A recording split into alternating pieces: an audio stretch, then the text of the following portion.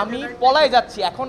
ওইখান থেকে ছাত্ররা কারা কারা গুলি করতেছে থানায়, আমি পলায় যাব, নিজের জান বাঁচাবো না ওইখানে একটা ভ্যানের মধ্যে। হ্যাঁ, আমার তো ওইটা দায়িত্বও পড়ে না।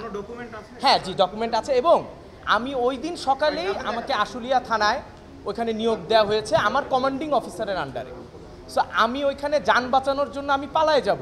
আমি আগে যান বাঁচানো ফরজ কাজ, আমি আগে যান বাঁচাবো নাকি ভ্যানের মধ্যে লাশ আছে ওগুলো আমি দেখব। ভিডিও ফুটেজে ক্লিয়ারলি যে থানা থেকে অনেক অফিসার বের হচ্ছে, আমার সাথে যে আমার যে কনস্টেবল তারাও কিন্তু এই মামলার আসামি হয় নাই। তো আমি একজন ইন্সপেক্টর নিরস্ত্র হয়ে আমি ওখানে পালায় গেছি, এইটাই আমার দোষ হয়ে গেছে। যে আমি পালায় গেছি, আমি জীবিত আছি, এটাই আমার দোষ। আমার যে আসামি DB inspector MD Arafat Hossain, উনি একজন আনআর্মড পুলিশ অফিসার, উনি একজন পুলিশ পরিদর্শক। ওনার কাছে কোনো অস্ত্র ছিল না এবং উনি আশুলিয়া থানায় ওনার যে কর্মকাণ্ডটা, যেটা হচ্ছে ওনার নির্দেশ পড়ার ক্ষমতাও ছিল না। ওনার উপরে একজন কমান্ডিং অফিসার ছিল যার দায়িত্ব অনুযায়ী উনি কাজ করতেন। উনি একজন গোয়েন্দা পুলিশ পরিদর্শক। এই সাবমিশনের ক্ষেত্রে যেহেতু একজন নিরস্ত্র পুলিশ কিভাবে গুলি করে অস্ত্রদের মারতে পারে এটা আমার জানা নাই।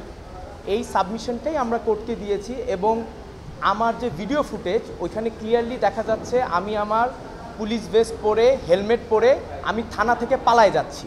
আপনারা সবাই জানেন এই জুলাই আগস্টে 650 আনুমানিক পুলিশ স্টেশনের মধ্যে 440 পুলিশ স্টেশনে আক্রমণ করা হয়েছিল। আমরা ওই পুলিশ স্টেশনে আক্রমণের শিকার। এখন আমার দোষ আমি মনে করি এখানে একটাই, আমি ওই 44 জন পুলিশ অফিসার হইলাম না যারা মারা গেছে ওই আক্রমণে।